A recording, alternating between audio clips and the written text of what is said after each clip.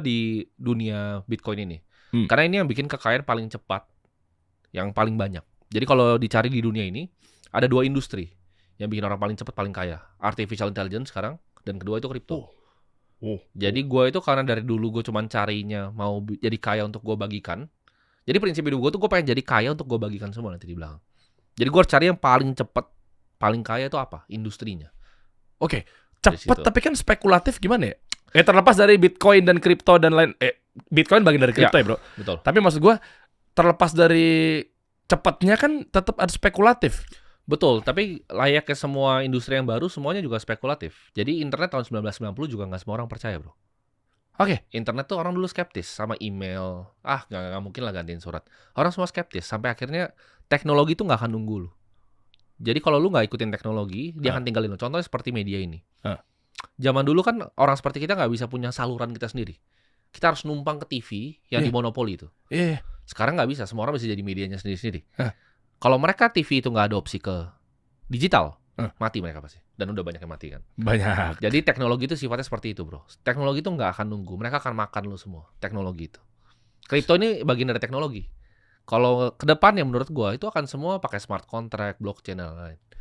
Jadi sistem keuangan akan berubah menurut gua. Kripto ini akan mengubah sistem keuangan. Dan sama AI itu nggak akan nunggu lu nanti. Yang humanoid robot yang Tesla baru bikin yang bisa nari itu, figure robotics segala macam, itu bakal gantiin bro. Semua itu sampai petani digantikan, semuanya digantikan sama robot. Mungkin 10 tahun lagi. 10 tahun dari sekarang? 10 tahun dari sekarang. Karena teknologi itu cepat sekali bro. Ada yang namanya Moore's Law kan di teknologi, di mana dia double setiap tahun. Ini cepat sekali. Kalau kita ngomong 15 tahun lalu, handphone tuh jelek sekali dibandingin sekarang loh. Dan ini menurut gua akan cepat sekali ke depan. Oke. Nanti kita runut ya bro. Kayak terkait mana yang tergantikan udah pasti mati. Ya. Kita ngomong tentang di duniawinya ya. Kita nggak lagi bahas mengenai kan ya kalau di Muslim kan ya itu udah kehendak Allah apa segala macam takdir. Kita ngomong ikhtiarnya, kita ngomong hitung-hitungan manusianya.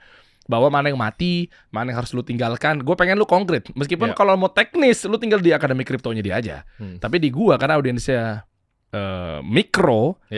Dan gua nggak tahu lu pakai ilmu apa, mereka kesirap yang kemarin bilang lu adalah scammer apa segala macam terus tiba-tiba langsung berubah tiba-tiba kayak bang kalau dari 10 juta dulu gimana bang ya, dari 100 juta dulu gimana ya bang ya, gitu-gitu kan. Termasuk gue pribadi, gue yang gue pas duduk di lu itu 50-50, gue akui aja. Jadi masih belum percaya banget gitu. Kan. Tapi pertama kali lu keluar juga gue kayaknya 100% gue akan percaya gitu. Tapi begitu lu duduk sini 50-50, kok begitu pas gue pelajarin kok tinggal 20% gitu. Maksudnya kayak gitu-gitu nanti kita bahas. Sama halnya dengan gue pengen berangkat obrolan kita dari tentang kaya dan miskin bro. Itu dulu ya. Biar akhirnya mereka juga kepantik bahwa ujung-ujungnya ya monggo dengan versi lo adalah lo tinggal bilang bahwa Bitcoin bla bla bla gitu dan lain sebagainya. Orang lahir miskin, orang lahir kaya. Oke, berarti ini dua hal di luar takdir ya bro. Ya betul. Miskin pasti miskin, kaya pasti kaya. Nggak juga, karena banyak yang kaya generasi 3 miskin lagi ada. Oke. Itu dari zaman dulu kan. Vanderbilt salah satu orang paling kaya di dunia, generasi ketiga habis semua uangnya. Kenapa bisa seperti itu ya? Karena anaknya nggak bisa kelola. Jadi sama seperti semua orang. Jadi ada yang anak konglomerat akhirnya nggak jadi apa-apa juga banyak bro. Karena dunia ini berubah sangat cepat. Ketika yang orang tuanya zaman COVID dulu, orang tuanya udah tua, udah meninggal, punya restoran besar yang mereka nggak bisa handle karena COVID hancur, banyak sekarang. Banyak sekali. Jadi generasi 3, generasi 4 yang habisin duit semua harta keluarganya tuh banyak sekali. Jadi itu bukan kepastian gitu. Memang ada benefit ya kalau lu lahir bukan start dari miskin. Ada benefit ya lu start orang kaya. Tapi justru lu start di orang kaya juga ada kelemahannya. Kelemahannya lu tidak punya ambisi, tidak punya drive-nya untuk jadi lebih. Jadi menurut gue yang dilahirkan miskin itu bisa kaya, dan yang dilahirkan kaya itu juga bisa balik miskin. Gitu. Berapa persentasenya kalau kita ngomong matrix nih bro? Berarti kan kaya, dari miskin dulu deh. Miskin matinya tetap miskin. Miskin matinya dalam keadaan kaya.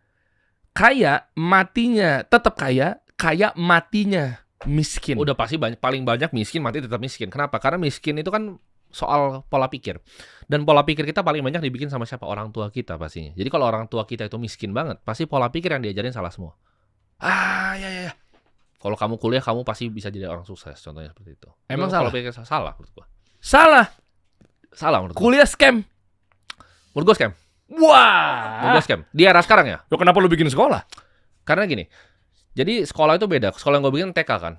TK itu gimana caranya kalau mereka yang nggak punya kesempatan untuk benar-benar belajar secara kognitif, belajar bersosialisasi bermasalah. Ya. TK, SD, SMP itu bisa bermasalah. Tapi kuliah itu di zaman sekarang, di era yang serba digital ini, menurutku udah nggak relevan, betul. Kata-kata relevan. Karena kuliah itu pelatihan skill kan untuk mempersiapkan ke dunia kerja. Kecuali beberapa profesi dan beberapa bidang ya, contoh seperti kedokteran dan hukum. Tapi di luar dua itu menurut gua nggak ada ilmu baku yang bisa dipelajari. Contoh, kuliah marketing, belajar apa itu marketing? Teori-teori dasar, apa? Kuliah bisnis.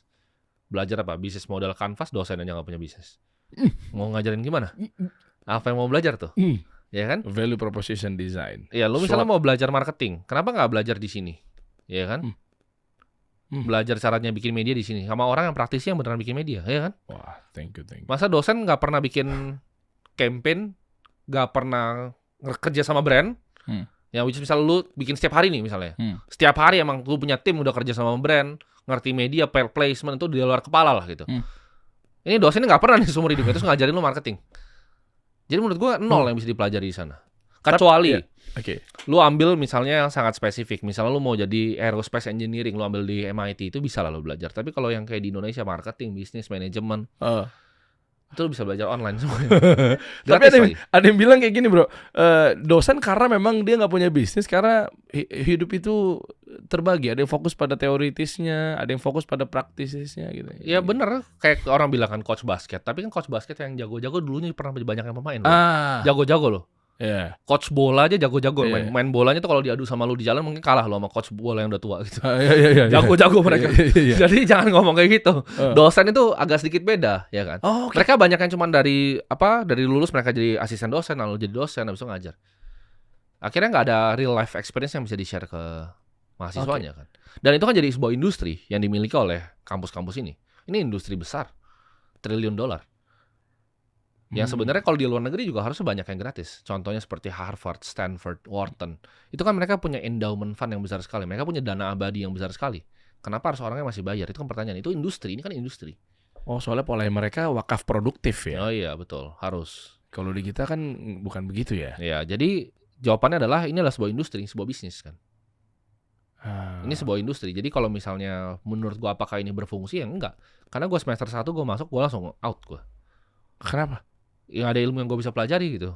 Semua ilmu yang diajarin, contoh mau belajar